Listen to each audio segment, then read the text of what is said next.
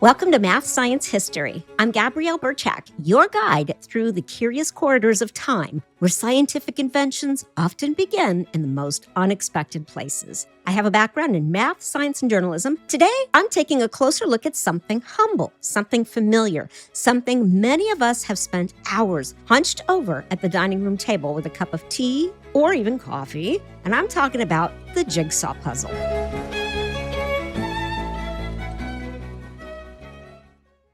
Fun fact, I can hear a flea fart, especially when I'm sleeping. I discovered these awesome headphones called Acoustic Sheep Sleep Phones. These headphones are soft, wireless, and they fit over your head like a headband. And they are perfect if you like to fall asleep to music, rain sounds, or a podcast like Math Science History. There's no earbuds, no cords, just 100% comfort. Visit mathsciencehistory.com/sleep to get your Acoustic Sheep sleep phones and get ready for the best sleep ever. Again, that's mathsciencehistory.com/sleep. You might not think of jigsaw puzzles as scientific objects. They seem soothing, domestic, almost meditative. But behind every little cardboard piece is a surprisingly rich story, one that spans global exploration, technological innovation, Victorian parlor culture, economic upheaval, wartime material shortages, cognitive science, and the digital age. Yeah, that's a lot. It all begins with an English cartographer who wanted to teach children geography. The story begins in London in the 1760s, where a young engraver and mapmaker named John Spilsbury was hard at work producing finely detailed maps for Britain's growing appetite for global knowledge. Spilsbury was part of a generation of artisans supporting the Enlightenment's obsession with categorizing and understanding the world, a world Britain was mapping aggressively through trade, exploration, and colonization. Spilsbury worked with printed maps mounted on thin sheets of mahogany. One day, and historians are not entirely sure whether it was a flash of pedagogical brilliance, an accidental slip of the saw, or an attempt to amuse a restless student, Spilsbury took a fine marquetry saw and cut out each country along its border. Suddenly, the geography became tactile. A child could now pick up Spain, place it next to France, and experience the spatial relationships that textbooks could only describe. Thus, the world's first dissected map, the ancestor of the jigsaw puzzle, was born. The puzzles were educational, expensive, and handcrafted, and they had no interlocking pieces. Each wooden shape fit only by adjacency, like a map pulled apart and reassembled. So they weren't toys, but rather elite learning tools used in wealthy households and private academies. But Spilsbury had started something. His creation quietly established the three pillars of the modern jigsaw puzzle: the challenge, the picture divided into parts, and the sense of discovery when the pieces come together. And from there, puzzles would take on a life of their own. As the 1800s rolled in, something changed.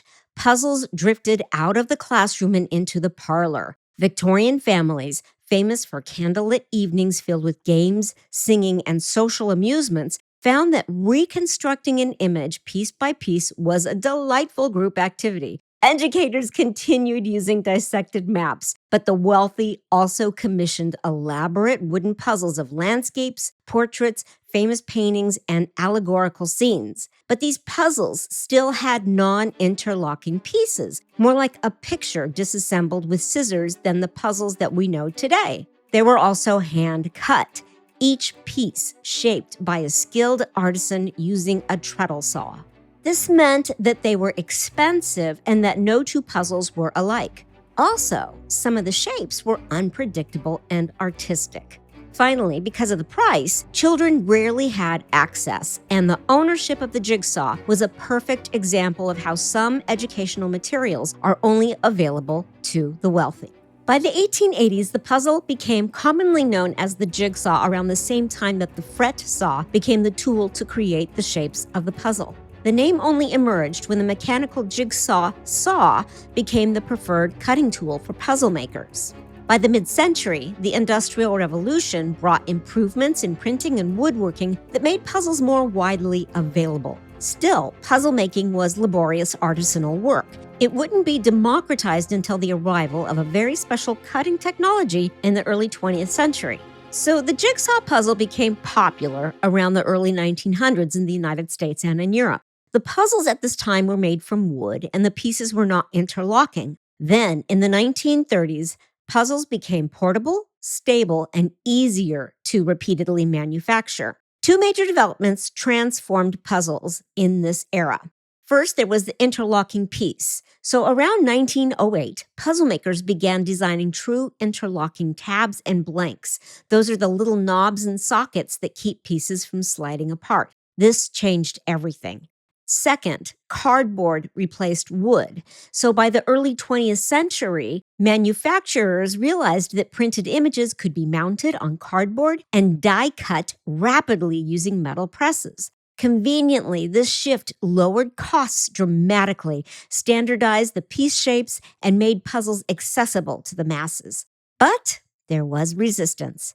Many adults believed cardboard puzzles were, quote, cheap substitutes. So manufacturers actually hid the fact that puzzles were cardboard inside opaque boxes because image quality on cardboard was nearly indistinguishable from wood. Still, the future belonged to cardboard.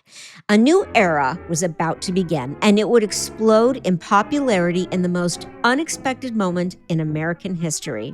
So, for those living in the United States during the 1930s, chances are they either worked long hours, worried constantly, like we do now, or solved jigsaw puzzles, or often all three. During the darkest years of the Great Depression, jigsaw puzzles became a nationwide phenomenon because puzzles were affordable. Not only did libraries start lending out puzzles, which they still do today, the Great Depression puzzles were very inexpensive. Also, puzzles gave people a sense of control. When the world was falling apart, people could still make one small picture fall back together again.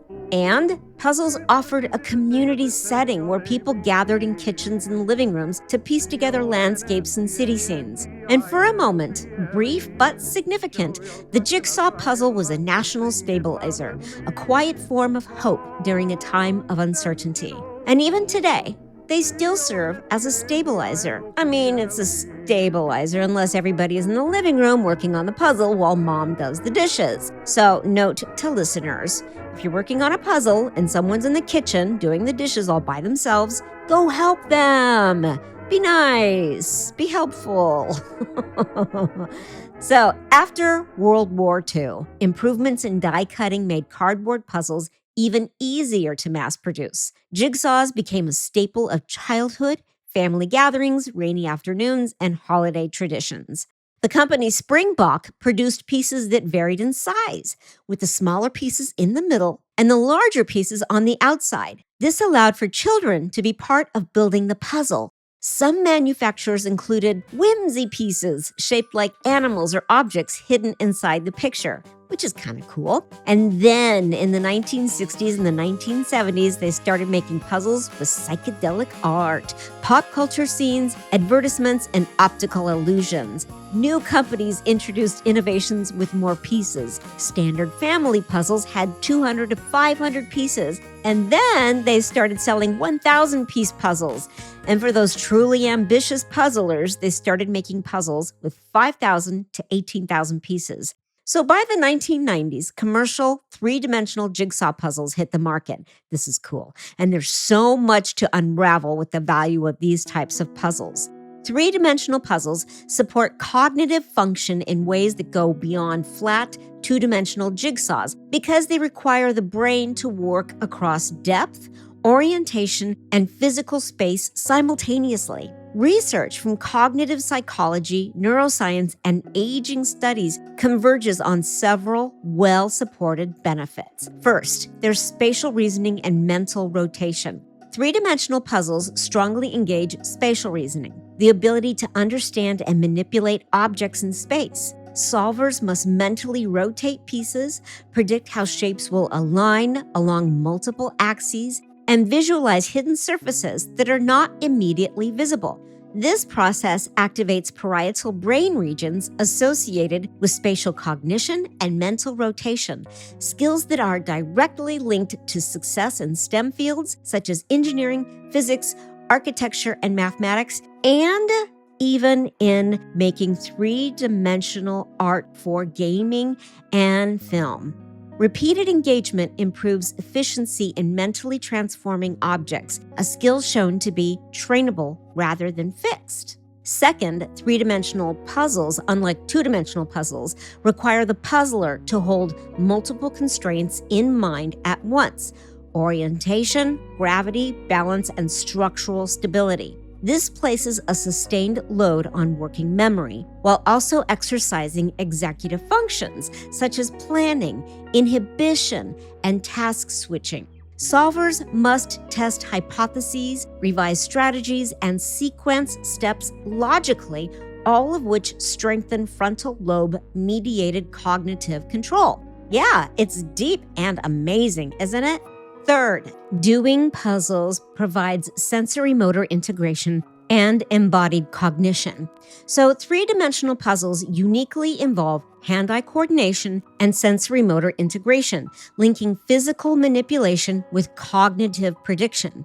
The brain gives sensory feedback. It continuously compares expected outcomes, refining internal models of space and form, like how a piece should fit versus how it actually fits. This embodied problem solving supports neuroplasticity and is particularly valuable for rehabilitation and healthy aging, where maintaining coordination between perception and action is critical.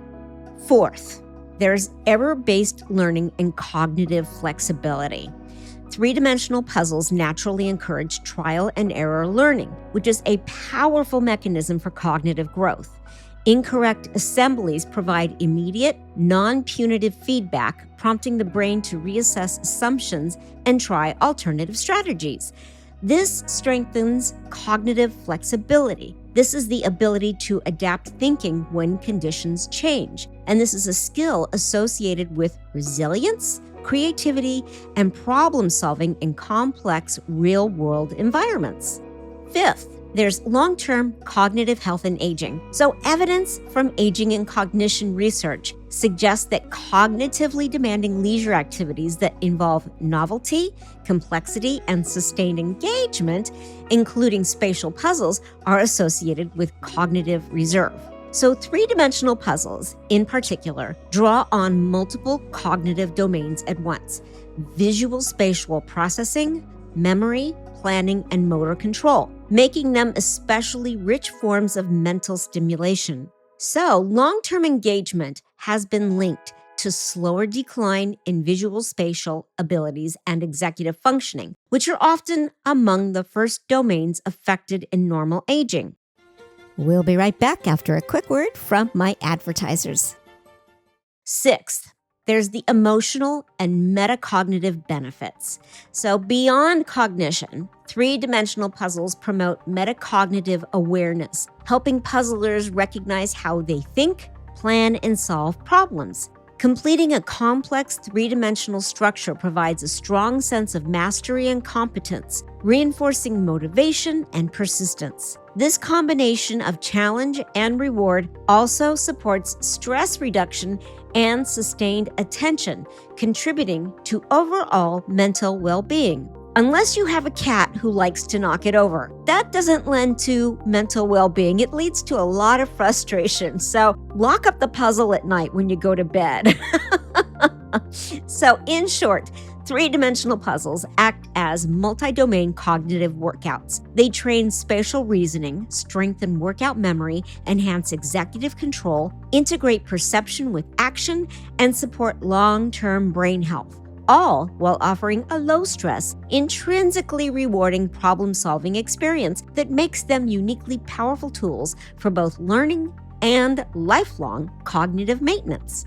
But the cool thing about this is that the puzzle is no longer just a toy. It has become a form of artistry, craftsmanship, and even interior decor. But there's something even deeper going on here. There's a psychology of puzzling. Puzzling is more than just a distraction and something to do. The psychology behind it is pretty interesting. In recent decades, researchers have studied how puzzles benefit mind and community. From a psychological standpoint, puzzles are powerful because they generate a clear sense of accomplishment, a key driver of intrinsic motivation. Each correctly placed piece delivers immediate feedback that reinforces effort with progress, activating the brain's reward system and strengthening feelings of competence and self-efficacy. The belief that one's actions can successfully produce outcomes. Psychologist Albert Bandura identified self-efficacy as a central mechanism behind motivation and persistence, noting that tasks which provide visible, incremental success are especially effective at sustaining engagement. Puzzles also align closely with the concept of flow, a mental state in which challenge and skill are balanced. Attention is fully absorbed, and the individual experiences enjoyment rooted not in external reward, but in the act of problem solving itself.